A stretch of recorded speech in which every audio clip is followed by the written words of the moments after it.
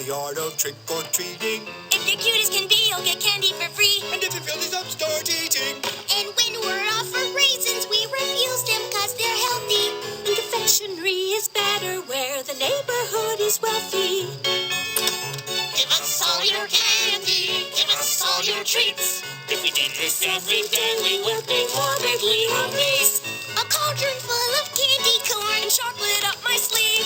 It's the best night of the year, so let's all Hallow's Eve. We're gonna make some dough on the night of Halloween. Though his food is expired, hey presto, inspired. Now it's right on theme. These people will spend hundreds on their spooky misdemeanors. And I can charge $1 more if I rebrand these Franken-Wieners. Thank you.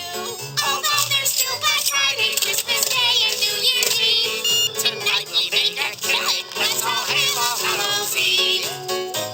We dress up how we like on the night of Halloween. The submarine chaplain, Kate and Tramp, the 16th century queen. A time to show each other how we really feel inside. I messed up something right, cause my wife is still my bride. I get to dress up pretty. I get to wear